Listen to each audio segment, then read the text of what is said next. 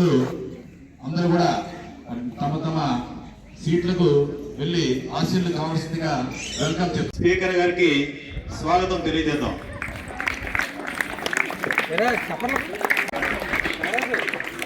తరువాత రాష్ట్ర ప్రథమ పౌరులైనటువంటి గవర్నర్ యమున గారికి స్వాగతం తెలియజేద్దాం.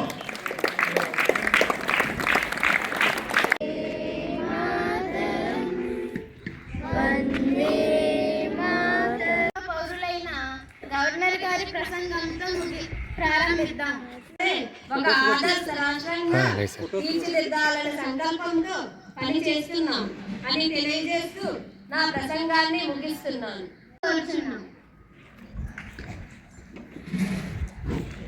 అధ్యక్ష, మా ప్రభుత్వం వచ్చిన అతి తక్కువ కాలంలోనే అతి ఎక్కువ అభివృద్ధిని చూపించాం అధ్యక్ష. ఈ విషయాన్ని రాష్ట్ర ప్రజలు గమనిస్తున్నారు అధ్యక్ష. గత ప్రభుత్వం ఒక విధ్వంస రాష్ట్రంగా తయారు చేసి వెళ్ళిపోయిన మాట వాస్తవంగా ప్రజలకు తెలియజేస్తూ సెలవు తీసుకుంటున్నాను అధ్యక్ష. అధ్యక్ష, ఈ పెద్ద ఆయన చెప్పినట్టు మేము మాయమాటలు చెప్పి అధికారంలోకి రాలేదు అధ్యక్ష. మేము చెప్పిందే చేస్తాం, చేసేదే చెప్తాం అధ్యక్ష. మా ప్రభుత్వంలో డైరెక్ట్ గా లబ్ధి పొందే విధంగా సంక్షేమ పథకాలు అందరికీ అందించడం జరిగింది అధ్యక్ష. గారు చెప్పినట్లు గత సంవత్సరంన్నర కాలంలో అభివృద్ధి చేస్తామని డబ్బా కొడుతున్నారు. ఎక్కడ అభివృద్ధి అధ్యక్ష? వచ్చిన వెంటనే రాష్ట్రాన్ని ఒక భూతల స్వర్గం చేస్తానని ప్రజలకు లేనిపోని వాగ్దానాలు ఇచ్చి అబద్ధాలు చెప్పి అధికారంలోకి వచ్చి పూర్తిగా దొరికితే అక్కడ ఏదో ఒక పేరు పెట్టి అప్పు చేసి తెచ్చిన సొమ్మును ఇష్టానుసారంగా ఖర్చు చేసినట్టు చూపించిన మాట వాస్తవం కాదా అధ్యక్ష? అనేక యాప్ల నుంచి విముక్తి కలిగించి వారి యాప్స్ భారాన్ని తగ్గించి వారికి విద్యార్థులకు రైతు భరోసా కేంద్రాలను కూడా నిర్మించి గ్రామాభివృద్ధికి రైతన్నల అభివృద్ధికి కృషి చేయడం జరిగింది. గ్రామ సంక్షేమమే హేమంత్ గారు మాట్లాడవలసిందిగా కోరుచున్నాను. అధ్యక్ష, వారి ప్రభుత్వంలో గ్రామాల దగ్గర నుంచి పట్టణాల దగ్గర వరకు విధ్వంసం తప్ప అభివృద్ధి ఎక్కడ ఉంది అధ్యక్ష?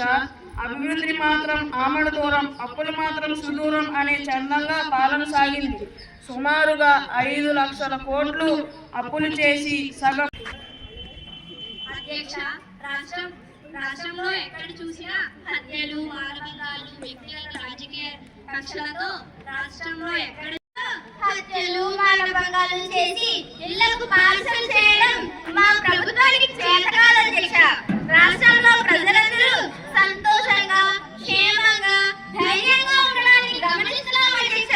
మీ ప్రభుత్వంలో హత్యలు, మానభంగాలు చేసిన వారికి కొమ్ము కాస్తూ చట్ట ప్రకారం శిక్షలు విధించకుండా నేరస్తులకు అండగా నిలిచి ఆర్థిక శాఖ మంత్రి సుగుణా గారిని మాట్లాడవలసిందిగా కోరుతున్నాం. అధ్యక్ష, ఇది ఫ్రెండ్లీ ప్రభుత్వం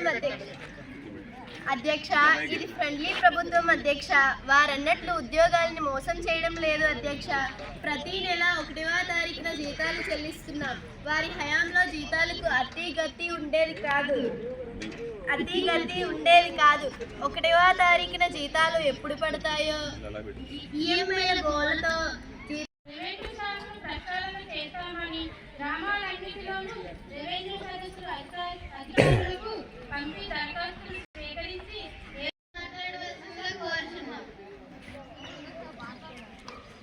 అధ్యక్ష, ఈ ప్రభుత్వంలో గ్రామాల రీసర్వే పేరుతో అన్ని అవకతవకలు ఇప్పటికే అనేక సమస్యలతో ఉన్నాయి. నేను వచ్చాక గ్రామాల సమస్యలు గ్రామ సభల ద్వారా ఎక్కడికక్కడ పరిష్కరించే దిశగా అడుగులు వేస్తున్నాం అధ్యక్ష. ఇప్పటికీ గ్రామాల్లో రెవెన్యూ సదస్సులు నిర్వహించి ప్రతి గ్రామంలోనూ 70 నుంచి 80% సమస్యలకు పరిష్కారం చూడడం జరిగింది. మిగిలిన వాటికి కూడా త్వరలోనే పరిష్కారం చూద్దామని సభాముఖంగా ప్రజలకు తెలియజేస్తున్నాం. అలాగే ఎంతో కాలంగా అపరిష్కృతంగా ఉన్న 20A ఇనామూల సమస్యలకు ఇంత దారుణంగా తయారు కావడానికి గత ప్రభుత్వం చేసిన పాపం అధ్యక్ష. మాకు అప్పగించే సమయానికి రోడ్ల పరిస్థితి అడుగుకు గుంత, గజానికి ఒక గొయ్యి అని చందంగా ఉండేది అధ్యక్ష. ఈ సంవత్సరం రాష్ట్రంలో ఉంది. తుఫాను ప్రభావంతో రైతులు పూర్తిగా చిక్కిపోయిన పరిస్థితి ఉంది. రైతుల మీద ఈ ముఖ్యమంత్రికి ఎప్పుడు సీతగానే అధ్యక్ష మాట్లాడవలసిందిగా కోరుతున్నాం.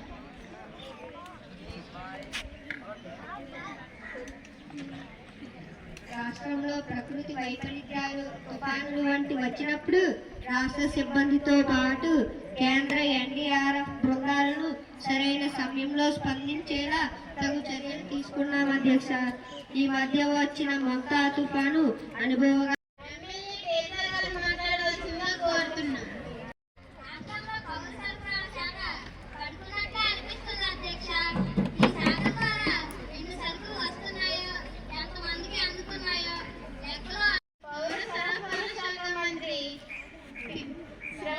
మాట్లాడవలసిందిగా కోరుతున్నాం.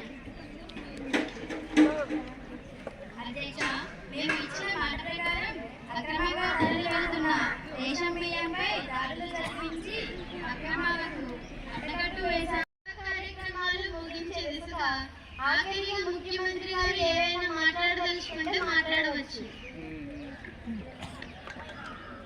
అధ్యక్ష, ఏది ఏమైనా రాష్ట్రం సామాజికంగా అన్ని రంగాల్లో సంపూర్ణ అభివృద్ధి సాధించడానికి ప్రత్యేక చర్యలు చేపట్టడం జరుగుతుంది.